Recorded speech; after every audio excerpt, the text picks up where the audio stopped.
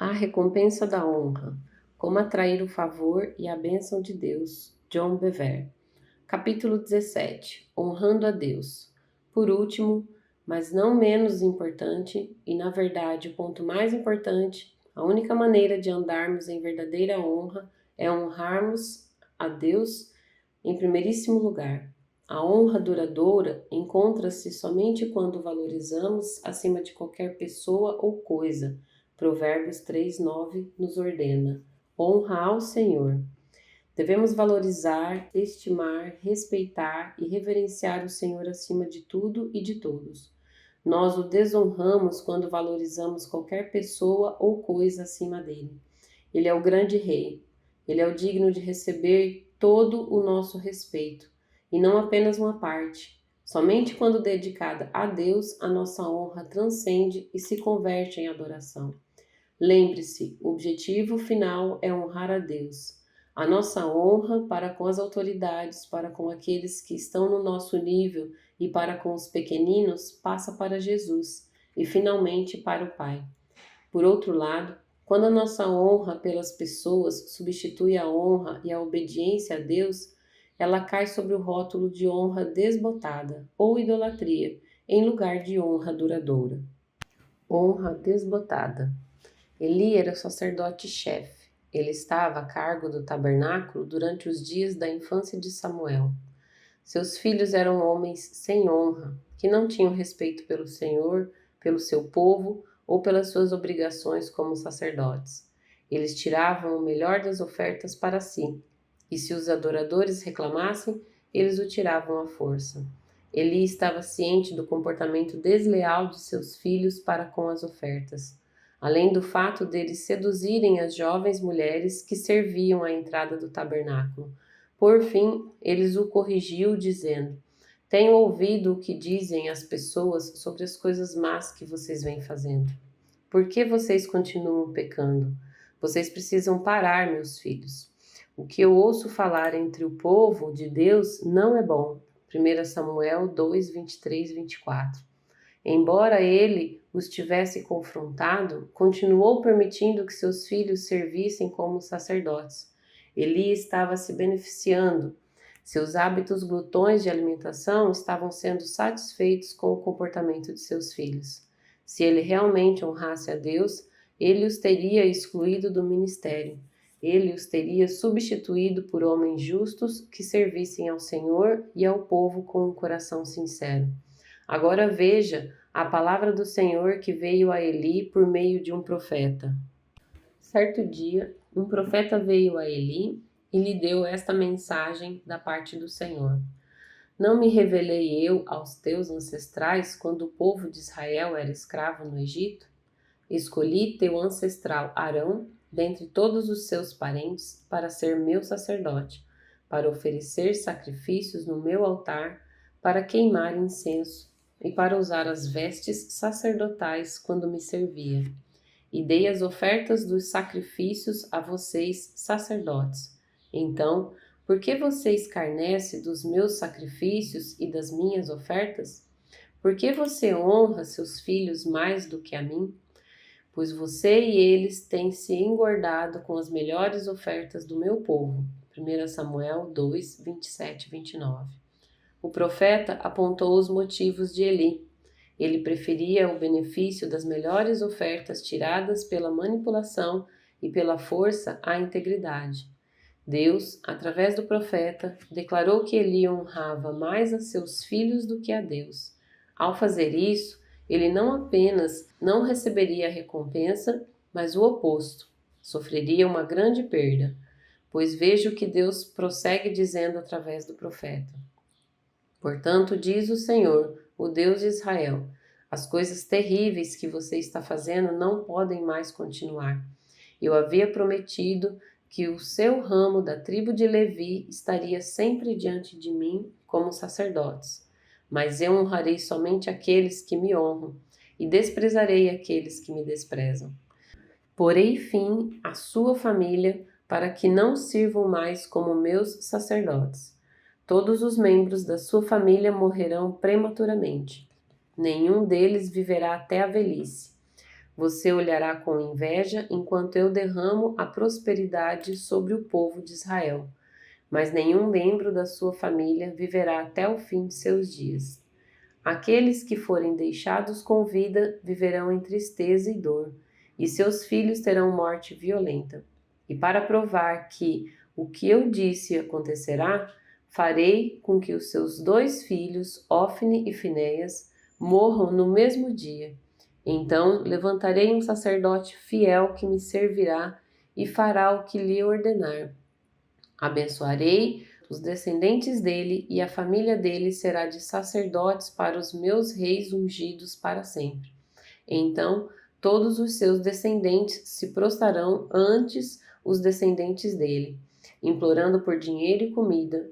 Por favor, dirão eles, nos dê emprego entre os sacerdotes para que tenhamos o que comer.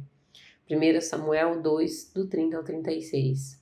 Deus disse que levantaria um sacerdote fiel que obedeceria ao Senhor antes de agradar a si mesmo ou às pessoas.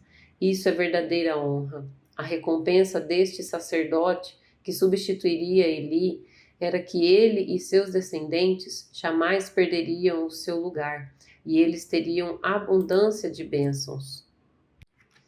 A honra de Abraão. Abraão honrou a Deus desta maneira. Ninguém era mais importante para ele do que Isaque. Ele havia esperado pelo seu filho prometido por 25 anos. Ele o amou mais do que qualquer pessoa ou qualquer coisa. Porém, uma noite, Deus veio a ele e pediu que Abraão o honrasse acima de seu filho. Deus pediu a ele que oferecesse Isaque para morrer. Você pode imaginar a confusão que tomou conta da alma de Abraão? Nada que lhe fosse pedido poderia ser mais difícil de abrir mão. Teria sido mais fácil renunciar a todos os seus bens do que desistir daquele através de quem viria a sua posteridade. No entanto, no caso de Abraão, vemos exatamente o oposto do que ocorreu com Eli. Lemos: na manhã seguinte, Abraão levantou-se cedo. Gênesis 22, 3. Ele não hesitou. Ele estava a caminho bem cedo na manhã seguinte, para fazer o que Deus lhe havia ordenado. Abraão honrou a Deus mais do que qualquer coisa. Por este motivo, no momento em que ele iria tirar a vida de Isaque, o anjo bradou: não estenda a mão sobre o menino e nada lhe faça, pois agora sei que verdadeiramente você teme a Deus, pois você não me negou nem mesmo seu filho amado. Versículo 12. Repito, toda verdadeira honra é um subproduto do temor santo. Agora, veja a recompensa que Abraão recebeu pelo seu ato de suprema honra. Então, o anjo do Senhor bradou novamente a Abraão do céu: assim diz o Senhor, porque você me obedeceu e não me negou nem mesmo seu filho amado, juro por mim mesmo que te abençoarei ricamente. Multiplicarei os seus descendentes em incontáveis milhares, como as estrelas do céu e a areia da praia. Eles conquistarão os seus inimigos, e através dos seus descendentes todas as nações da terra serão abençoadas. Tudo porque você me obedeceu. Gênesis 22, 15. Lembre-se, a honra sempre leva consigo uma recompensa, quer você honre a Deus diretamente ou indiretamente, honrando os servos dele. A escolha errada de Moisés. Moisés foi outro que esteve a ponto de perder tudo por honrar outra pessoa acima de Deus. O seu erro foi grave. Deus ficou muito zangado, na verdade, tanto que a vida de Moisés esteve a ponto de ser encerrada abruptamente. Lemos: no caminho, Moisés e sua família haviam parado para pernoitar e o Senhor confrontou Moisés e estava a ponto de matá-lo. Êxodo 4, 24. Antes de tratarmos deste assunto, deixe-me primeiramente dizer o que estava acontecendo. O Senhor havia acabado de aparecer a ele na sarça ardente. Deus anunciou que havia escolhido Moisés para libertar todo Israel do Egito. Moisés desceu da montanha, pegou sua mulher e seus filhos e anunciou a jornada até o Egito para cumprir o que lhe fora dito para fazer. Na primeira noite em que acamparam, Deus apareceu para matar Moisés. O quê? Matar a quem? Ele havia acabado de dizer que libertaria o seu povo. Será que Deus é esquizofrênico? Não, 1000 vezes não. O que está acontecendo aqui? Quando Moisés desceu da montanha, depois do encontro com a sarça ardente, sua esposa foi uma das primeiras pessoas a encontrá-lo. Ela podia ver que Moisés havia passado por uma experiência profunda e perguntou a respeito. Posso imaginar a conversa deles mais ou menos assim. Querida, exclama Moisés, Deus me apareceu e me disse que devo voltar ao Egito e libertar o meu povo do cativeiro de Faraó. Então, basicamente, sou o libertador de quem falávamos há tanto tempo. Sua esposa, Zípora, responde: Impressionante. Estou com você, querido. Quando partimos? Moisés responde: Imediatamente, mas temos que fazer uma coisa primeiro. Na montanha, Deus reafirmou a aliança que ele fez com Abraão. Ele me disse que temos que circuncidar os nossos 2 meninos. Ela responde: Ah, sim, tudo bem. Vamos começar por Gerson, o mais velho. Zípora, então, observa Moisés efetuar a circuncisão. Agora vamos dar uma pausa aqui e permita-me dizer: testemunhei a circuncisão de nosso terceiro filho. O médico nos advertiu a nos prepararmos antes do procedimento. Ele disse que nunca mais veríamos Alex sentir tanta dor. Quando o médico fez o corte, pude ver todas as fibras do ser de Alec gritarem. Fiquei angustiado ao vê-lo sentindo tanta dor. Vamos aplicar isto a Zípora. Ela observa enquanto seu filho mais velho grita, geme e se contorce de dor. Aquilo provavelmente a aterroriza.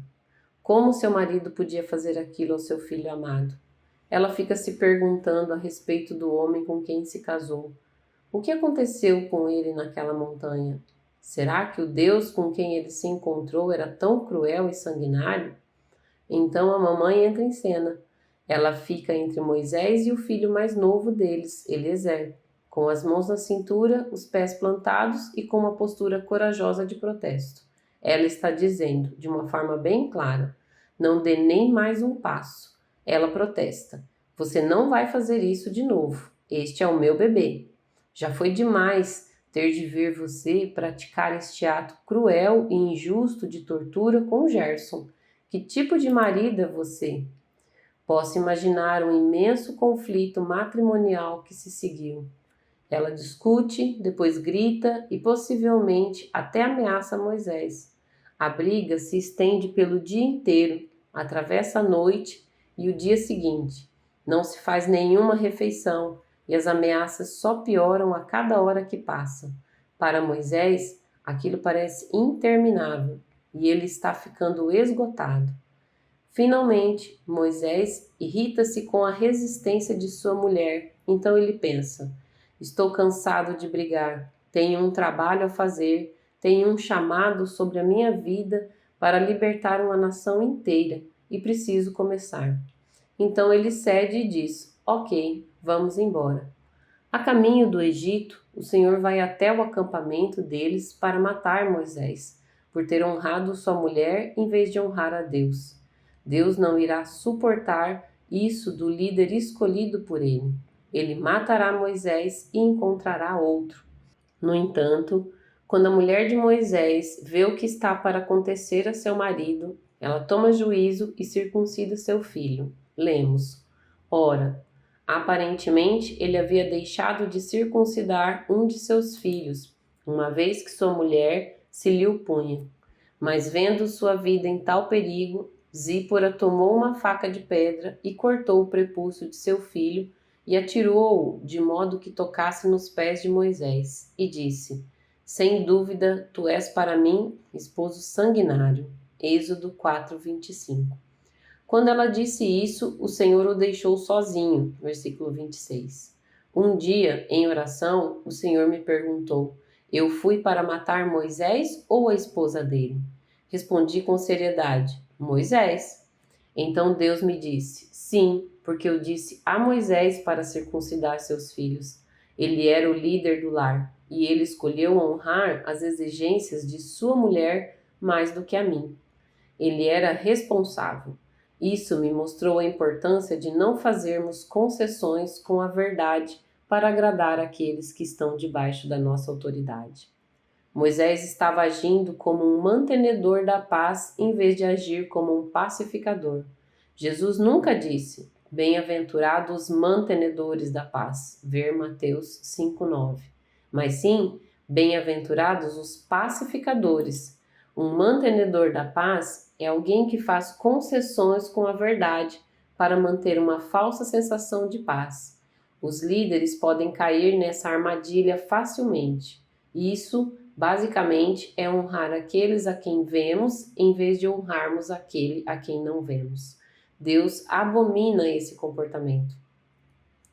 Um pacificador, por outro lado, é alguém que confronta, se necessário for, para ter a verdadeira paz.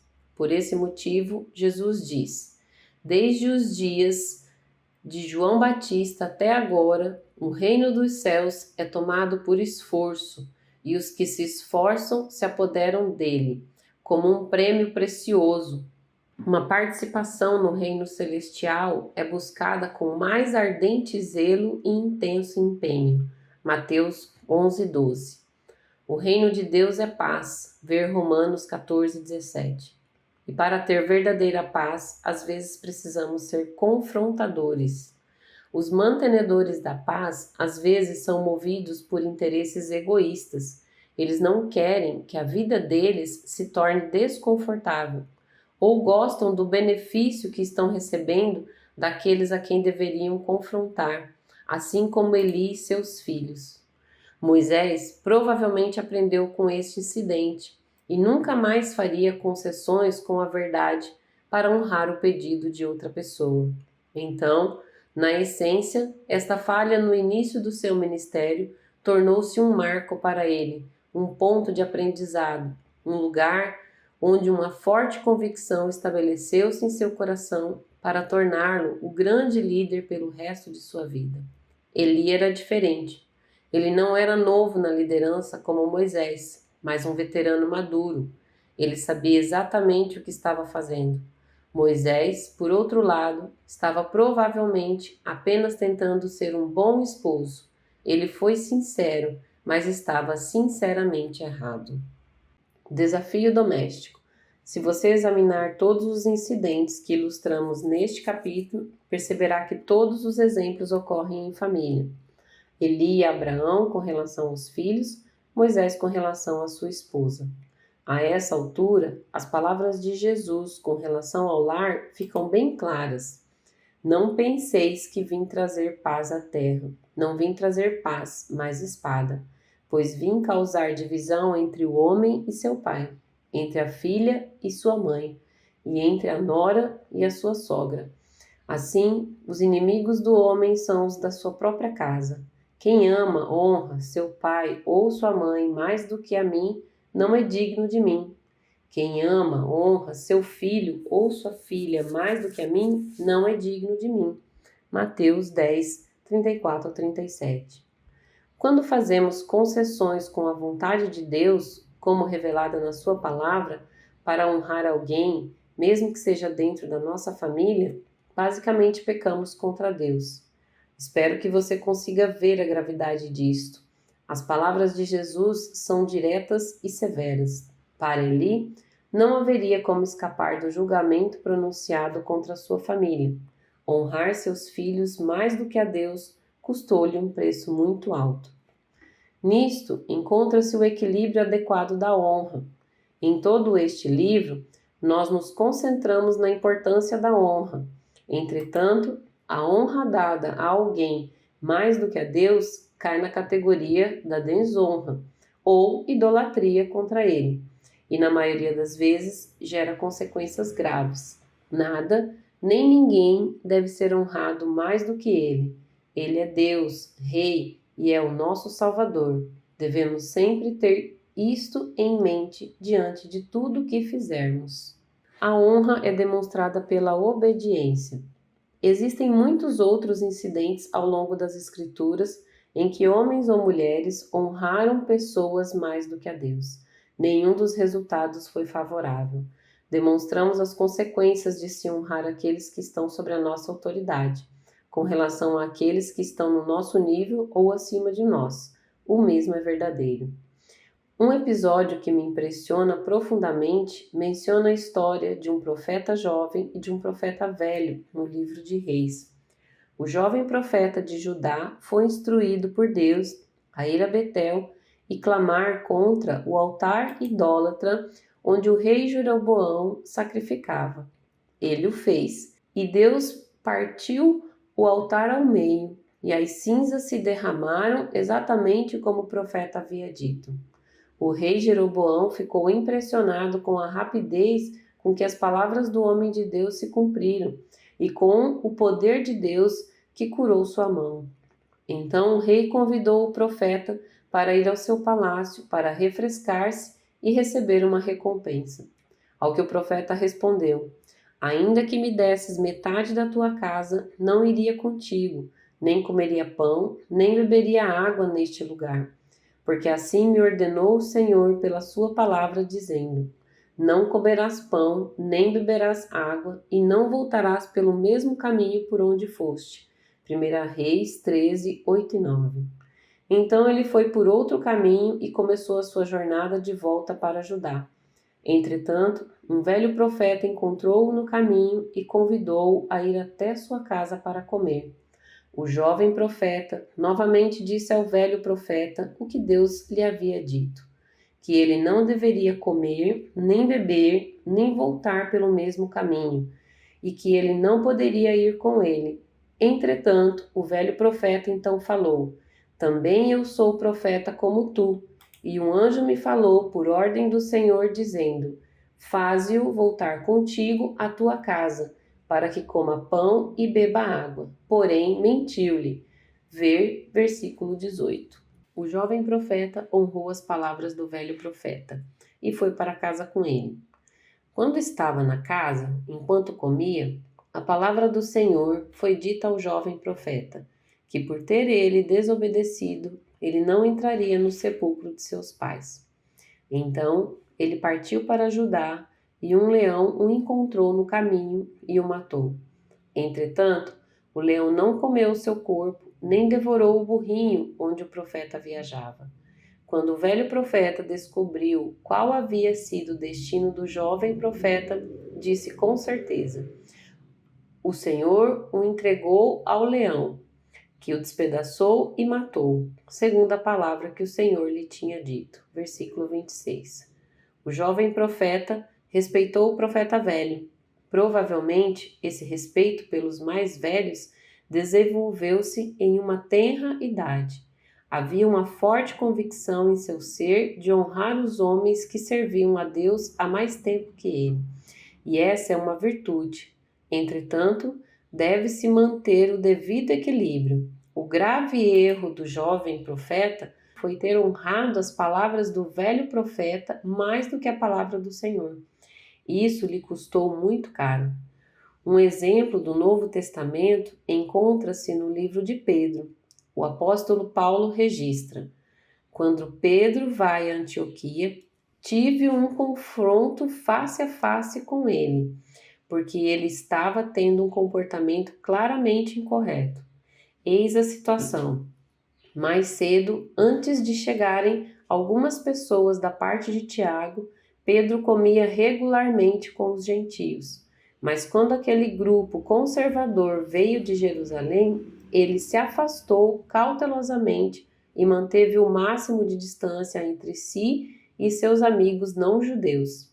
Isto demonstra o quanto ele temia o círculo conservador judaico que tem tentado trazer de volta o antigo sistema da circuncisão.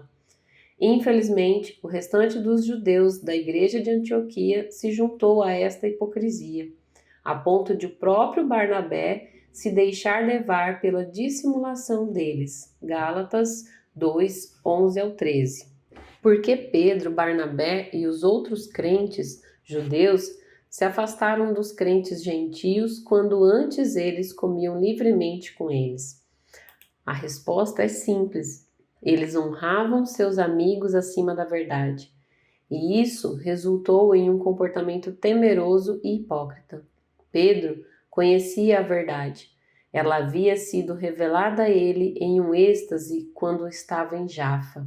A palavra exata do Senhor a ele foi: não chame de impuro aquilo que Deus purificou. Atos 10:15. Mais uma vez, estou ciente de que às vezes é mais fácil honrar aquele que está diante de nós do que aquele a quem não podemos ver. No entanto, não deve ser assim. Devemos estabelecer limites de convicção em nossas vidas para regular suas respostas. Então, se alguém a quem amamos ou respeitamos perguntar, seduzir ou tentar nos persuadir a irmos contra o que sabemos ser a palavra de Deus, não podemos honrar o desejo deles acima da vontade de Deus. Retendo a honra. Há momentos em que devemos reter a honra. Embora raros, devemos fazê-lo para não cairmos em pecado. Lemos: como a neve no verão e como a chuva na ceifa, assim a honra não convém ao insensato, autoconfiante. Provérbios 26:1. Dar honra ao insensato é como prender uma pedra em uma atiradeira. Provérbios 26:8. Prender uma pedra em uma atiradeira resultará em que alguém será ferido por você. Como isto se aplica à vida diária? Em primeiro lugar, quem é o insensato? É aquele que diz no seu coração que não há Deus. Ver Salmos 53:1. Que espalha calúnias. Provérbios 10:18.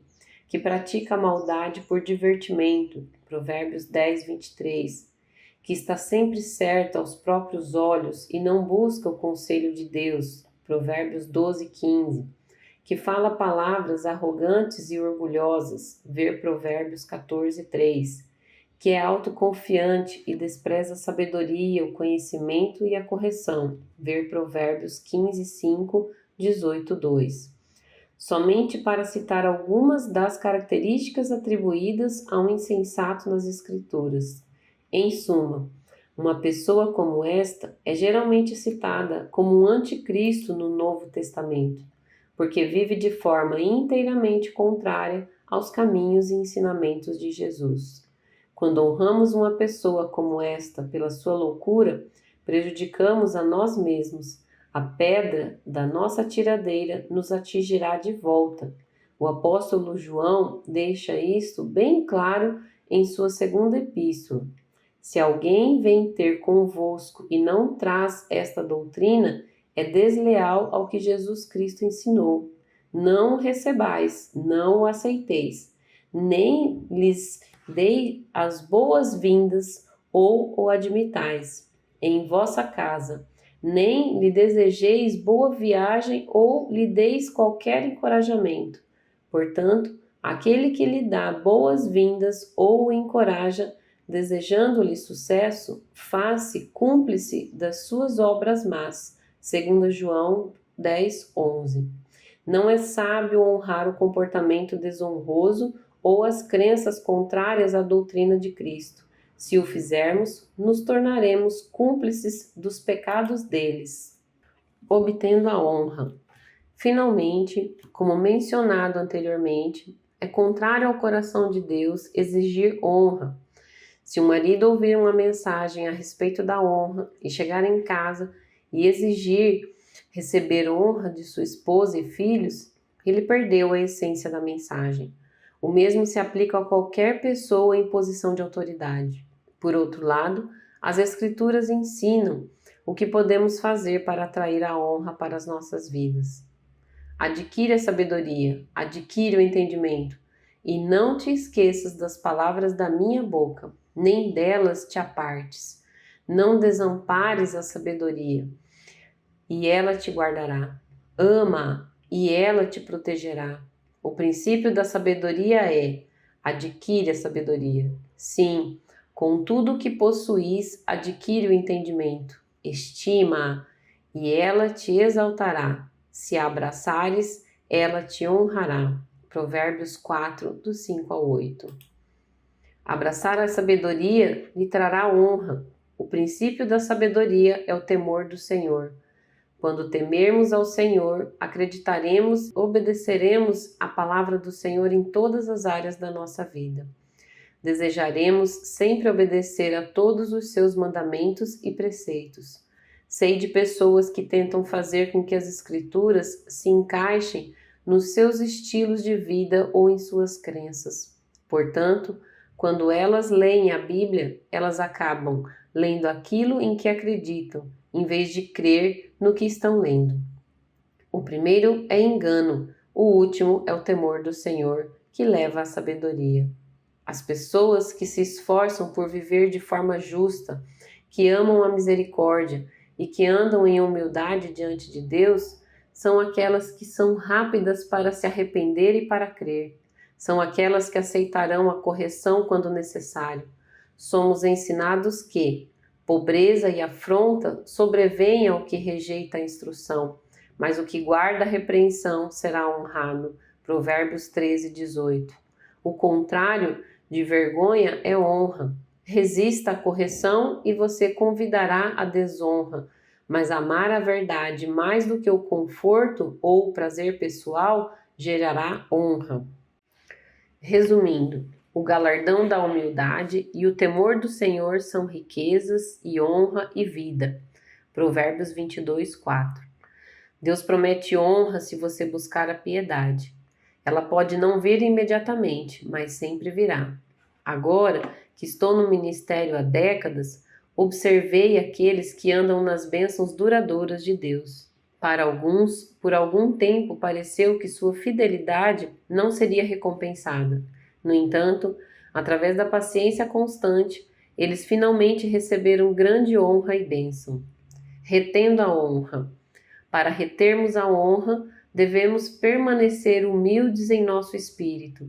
Não importa com que abundância Deus nos abençoe, devemos sempre nos lembrar que não há nada que tenhamos que não nos tenha sido dado. Quando Lisa e eu começamos no ministério itinerante, não tínhamos muito, nem éramos procurados. Nós nos propusemos a dar nosso tudo a qualquer porta que Deus nos abrisse.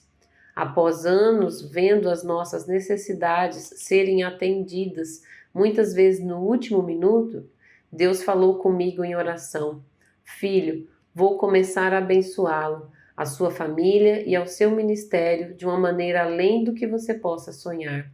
Você terá provisão em abundância e a influência do seu ministério se tornará muito maior.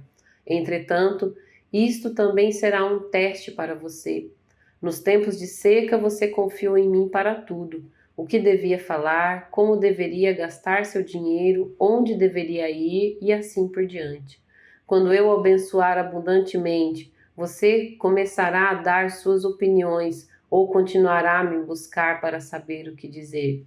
Você não me buscará mais para saber onde ir e o que fazer? Você se esquecerá de onde veio? Então ele disse: Filho, muitos que caíram nos tempos de abundância e não nos tempos de seca. Lembro-me de caminhar para casa. Eu havia estado em um lugar remoto perto de nossa casa e de dizer a minha esposa o que Deus havia me dito em oração. Ela olhou para mim com seriedade e disse: John, se você tivesse apenas me dito a primeira parte, que Deus vai nos abençoar abundantemente, eu estaria dançando agora. Mas ao ouvir esta advertência, um santo temor se apoderou de mim. Concordei com ela. Paulo, durante toda a sua vida, referiu-se a si mesmo como o menor dos apóstolos, o menor de todos os santos e o chefe dos pecadores. Ele nunca se esqueceu de onde veio, nem esta eterna verdade, que tudo o que ele tinha, Deus lhe havia dado. Por este motivo, ele escreveu: Pois quem é que te faz sobressair? E que tens tu que não tenha recebido? 1 Coríntios 4:7. Quando vivemos em humildade diante de Deus desta maneira, não perderemos aquilo pelo qual trabalhamos. Lembre-se do versículo das Escrituras com o qual abrimos este livro: Acautelai-vos para não perderdes aquilo que temos realizado com esforço, mas para receberdes completo galardão. 2 João 8. Para impedir que percamos o fruto do nosso trabalho, somos exortados. A soberba do homem o abaterá, mas o humilde de espírito reterá a honra. Provérbios 29, 23. Observe a palavra reterá. Manteremos a honra, assim como cresceremos em honra, se vivermos no temor do Senhor e andarmos em verdadeira humildade. Nunca se esqueça de que grande morte Jesus o libertou. Lembre-se também que o seu amor e que o valor de cada indivíduo que atravessa o seu caminho é igualmente grande. Então, honre-os assim como ele os honrou ao entregar a sua vida, e você ganhará honra, receberá recompensas e reterá o que recebeu.